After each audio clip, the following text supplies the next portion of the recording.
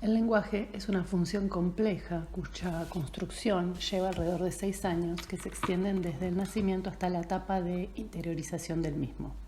En ese recorrido es preciso tomar en consideración la intervención de dos factores fundamentales. Por un lado, los aspectos biológicos con los que cuenta cada individuo, entendiendo por esto la indemnidad genética, neurológica y auditiva.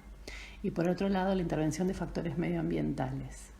Para desarrollar de manera adecuada el lenguaje no solo es necesario contar con apropiadas condiciones biológicas, sino que además es preciso contar con un entorno que favorezca el despliegue de las habilidades lingüísticas. Al hablar se aprende dentro de un contexto, se aprende dentro de un contexto situacional y de una manera incidental, es decir, sin hacer un aprendizaje consciente o voluntario. El niño, a medida que su medio ambiente lo expone a situaciones cotidianas como la hora de comer, la hora del baño o la hora de dormir, da la posibilidad de participar de secuencias de acción que usualmente van acompañadas del lenguaje. Por ejemplo, la mamá que le da de comer a su hijo de 8 meses, durante el momento de la comida acompaña su accionar con palabras que no persiguen más que una finalidad narrativa, ya que el niño de 8 meses no podrá contestarle. Sin embargo, en ese intercambio podrá comenzar a comprender parte de las palabras que escuche en ese contexto, si se repiten una y otra vez. Más adelante podrá repetirlas y finalmente usarlas de manera autónoma y voluntaria. Como fue expresado al principio, el proceso de adquisición del lenguaje se inicia desde el nacimiento y sin embargo las primeras palabras se esperan en torno a los 15 o 18 meses de edad. ¿Qué es lo que pasa antes? Se construyen los mecanismos de comunicación preverbal necesarios para la instalación posterior del lenguaje oral. ¿Cuáles son esas habilidades preverbales? El contacto visual, mirar a los ojos de las personas, la sonrisa social, sonreír ante la sonrisa de otros, la atención conjunta, compartir el interés por un objeto con otros, la habilidad para imitar acciones simples como aplaudir, decir chau con la mano o tirar besos, el uso de gestos simples como señalar lo que se desea y la utilización de gestos para mostrar cosas a los demás. Estos son algunos de los hitos preverbales más importantes relacionados con la comunicación y el desarrollo social que suelen adquirirse durante el primer año de vida. Como es ampliamente conocido, existen hitos madurativos esperables para el desarrollo del lenguaje en los 3 primeros años de vida. Uso de las primeras palabras aisladas alrededor de los 18 meses de edad, y estas están relacionadas con la satisfacción de necesidades primarias y con intereses relevantes del entorno. El segundo es la combinación de 2 palabras alrededor de los 24 meses. Estas frases son agramáticas con un estilo telegráfico. Por ejemplo, pueden decir mamá comer, mamá dame comida, en lugar de decir mamá dame la comida. Frases simples. Estas son frases cortas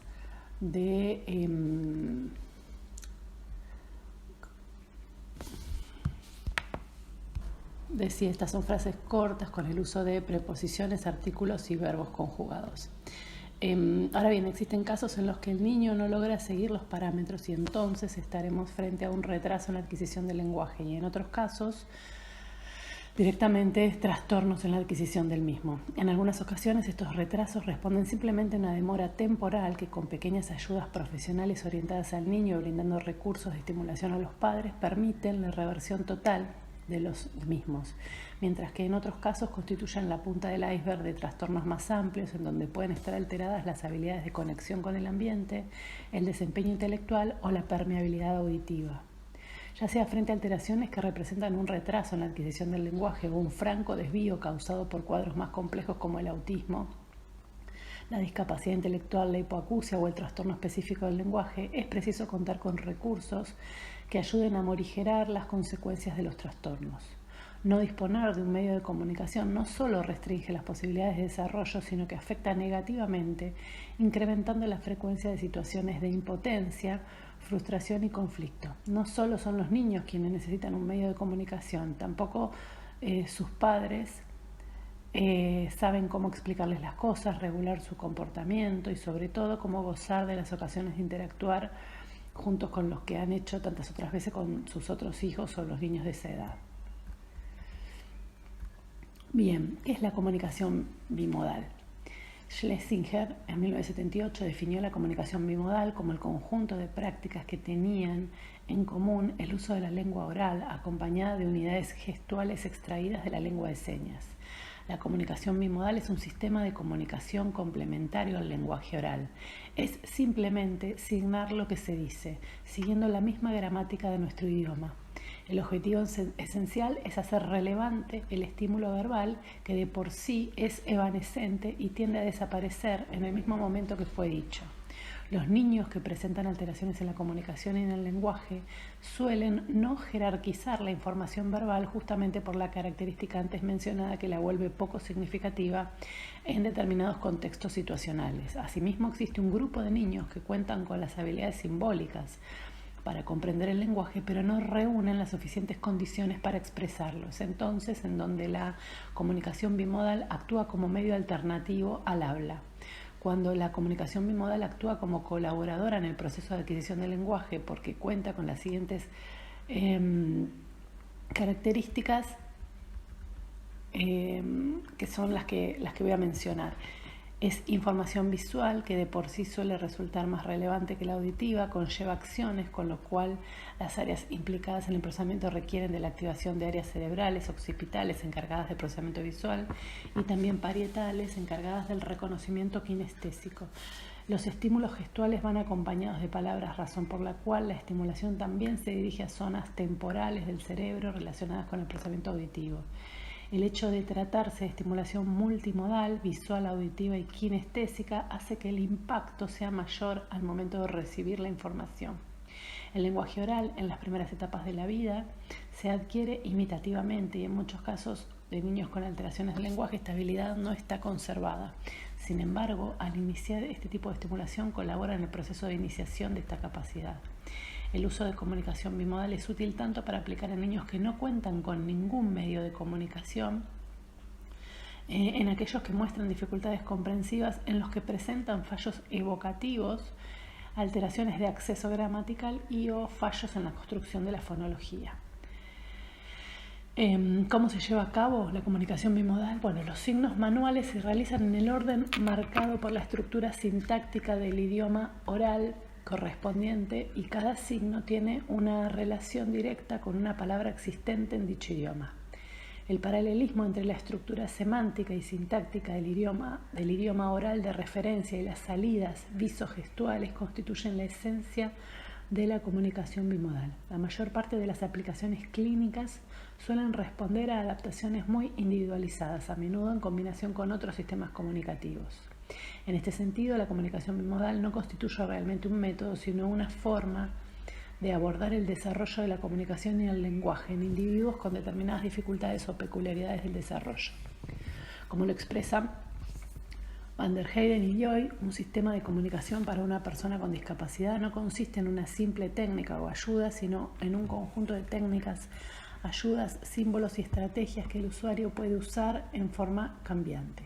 Sobre todo, en el entorno de niños y niñas con sorderas se usa el concepto de comunicación total, en donde se utilizan todos los canales y sistemas posibles de comunicación: el habla, la lengua de signos, el lenguaje escrito, etc. ¿A quién se dirige este sistema de comunicación bimodal? La comunicación bimodal, según Monfort y Monfort 2006, el conjunto de usuarios a los que va destinada se divide fundamentalmente en dos grupos. Por un lado, el grupo de los deficientes auditivos, por otro lado, el grupo de los oyentes sin habla funcional, como puede ser el autismo, el retraso mental, la afasia o la dispraxia verbal congénita, la afasia o la anartria adquiridas. Ambos grupos difieren sensiblemente tanto en los objetivos que persigue la comunicación bimodal como la forma de implementar el sistema comunicativo. La mayor parte de los usuarios de este sistema son niños y niñas de entre 2 y 8 años de edad, pero se ha utilizado también en programas para adolescentes o adultos sin habla o sin lenguaje. El objetivo esencial es evitar que el desfase inevitable entre la edad de un niño o una niña y sus capacidades de usar el lenguaje oral perjudique su desarrollo. Es recurrir a un sistema comunicativo que asegure una mejor integración social y afectiva, que permita adelantar los aprendizajes y que al mismo tiempo acelere la aparición del lenguaje oral. Ventajas a nivel comprensivo. Globalidad. Un signo es igual a un concepto, mientras que las palabras se forman a partir de pequeños elementos que son los fonemas organizados en una secuencia temporal. mayor correlación con el referente, al menos en un principio, como es el caso de signos que corresponden a las palabras auto, casa, dormir, comer, pegar, leche, pato, vaca. De hecho, la introducción de signos manuales puede constituir una primera etapa en la construcción de una función simbólica dirigida a su código. Es de acceso multimodal, visual, auditivo y kinestésico, lo cual favorece la calidad de acceso. A nivel expresivo, las ventajas son la simplicidad en la imitación, el signo es más fácil de imitar que las palabras, es moldeable por parte del adulto, requiere menor precisión motora que los patrones articulatorios y mantiene la interacción natural, el contacto ocular, la inmediatez comunicativa y la velocidad. Componentes de la comunicación bimodal. La comunicación bimodal se nutre del lenguaje oral, de la lengua de signos y de diferentes sistemas de comunicación visual.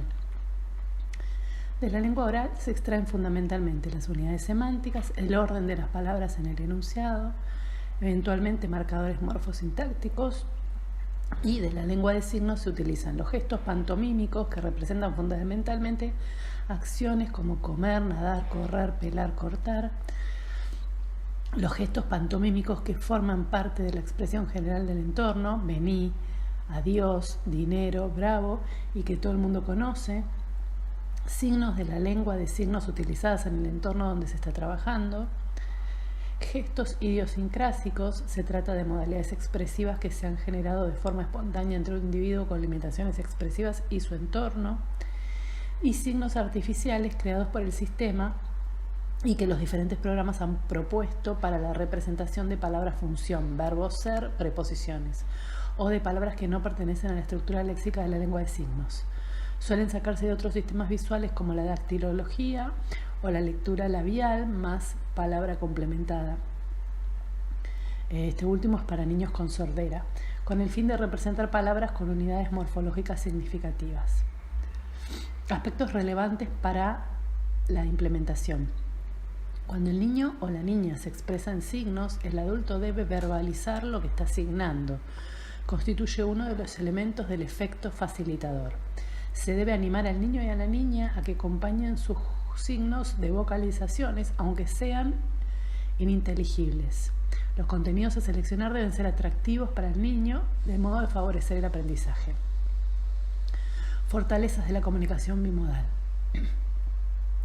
Es un sistema natural, intuitivamente, en la vida diaria. Cuando la comunicación oral no es posible, los gestos forman parte de los primeros intentos comunicativos con los bebés. A diferencia de los sistemas con ayuda, mantiene muchas características de la comunicación oral: el contacto visual, la instantaneidad de producción-recepción, no hay intermediario entre los interlocutores y por lo tanto no hay necesidad de interrupción de la cadena comunicativa.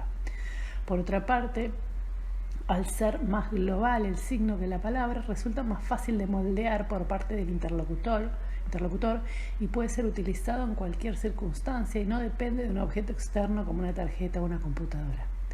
Su ejecución es rápida y el código resulta fácil de aprender por los adultos. Finalmente, este recurso puede ser utilizado desde edades mentales muy bajas, ya que un niño de un año y 6 meses de edad madurativa puede ser expuesto a la comunicación bimodal. ¿Cuáles son las debilidades?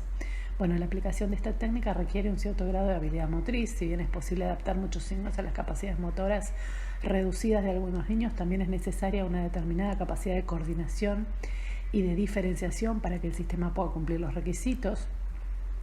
Además, requiere ser aprendida por parte del entorno y no siempre son positivos los resultados que se obtienen en este sentido, ya que los padres suelen tener el prejuicio en la aplicación de gestos, temiendo que estos impidan el desarrollo del lenguaje oral. ¿Cuándo se debe comenzar con la CB, la comunicación bimodal? Bueno, la comunicación es una habilidad bidireccional, es decir, que se construye de a dos. El adulto suele iniciar los intercambios o interpretar las iniciaciones del niño, pero cuando no existe una respuesta por parte del mismo, ya sea por fallos en la conexión como por dificultades comprensivas o expresivas, el interlocutor comienza a bajar la cantidad de acercamientos comunicativos como consecuencia de la falta de respuesta. Ciertamente, esta situación hace que esos niños, además de padecer la dificultad de base, sufran a posteriori las consecuencias de la hipoestimulación. A esto se suma que aquel que no logra comunicarse de manera efectiva desarrolla conductas inapropiadas que suelen afectar otras áreas del desarrollo. Por tal motivo, es fundamental aplicar tempranamente recursos que favorezcan el intercambio más allá del nivel comprensivo expresivo que presenta el niño. Las consecuencias sobre los aspectos cognitivos, afectivos y sociales son demasiado graves como para no intentar establecer un código de comunicación útil. La introducción de un sistema como la comunicación bimodal debe plantearse desde el momento en que se sospecha la existencia de un riesgo serio para la adquisición de un habla funcional a corto y mediano plazo.